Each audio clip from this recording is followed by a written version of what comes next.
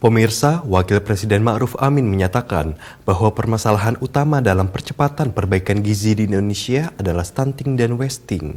Tersisa waktu 2 tahun untuk mencapai target penurunan prevalensi stunting dan wasting pada 2024.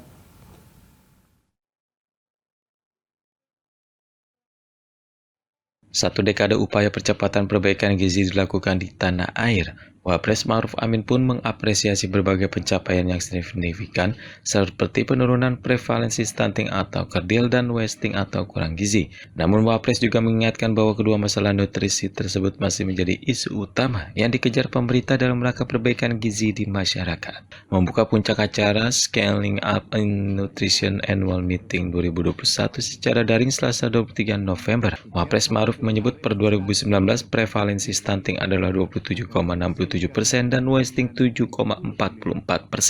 Hanya tersisa waktu 2 tahun untuk mencapai target penurunan prevalensi sesuai Rencana Pembangunan Jangka Menengah Nasional atau RPJMN 2024. Tugas kita sangat besar dan mulia untuk memastikan Indonesia dapat mewujudkan generasi emas 2045 tepat saat kita merayakan 100 tahun kemerdekaan.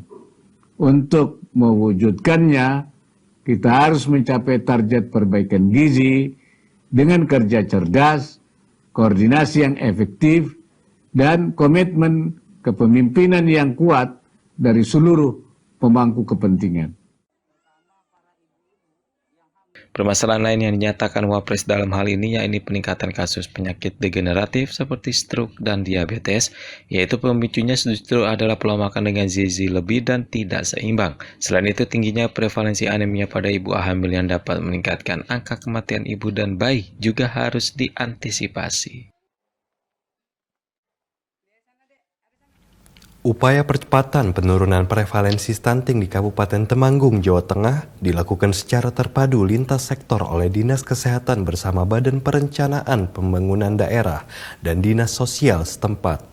Dengan upaya bersama itu, target pengentasan stunting di Temanggung pada tahun 2024 menjadi 14% dapat tercapai.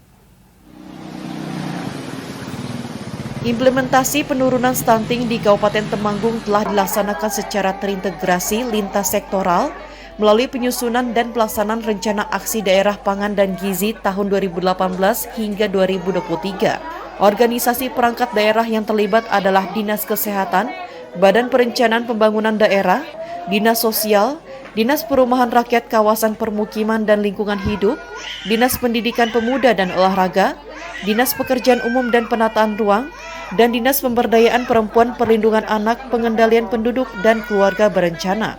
Kepala Dinas Kesehatan Temanggung Kristi Widodo, Selasa 23 November mengatakan, berdasarkan indikator Rencana Aksi Daerah Pangan dan Gizi, menunjukkan intervensi penurunan stunting, serta permasalahan pangan dan gizi telah dilakukan secara spesifik. Langkah ini melalui berbagai layanan kesehatan dan berbagai layanan lintas sektoral. Kegiatan yang telah dilaksanakan antara lain pemenuhan sanitasi layak, air minum layak, pendidikan anak usia dini, bina keluarga balita untuk pemenuhan kelas parenting, perlindungan sosial, dan program pangan lestari melalui pemanfaatan pekarangan.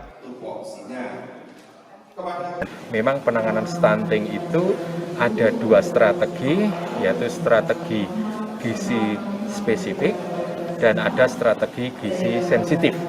Itu 2 strategi itu harus dilakukan semua sektor, baik dari sifatnya pencegahan, ya, jadi sebelum ibu hamil, ya, kondisi gizinya harus diperhatikan, sampai nanti pada anak-anak yang memang mempunyai prevalensi terjadinya stunting, itu juga harus ditangani secara khusus. Dengan upaya bersama lintas sektoral tersebut, diharapkan target pengentasan stunting di Temanggung pada tahun 2024 menjadi 14% dapat tercapai.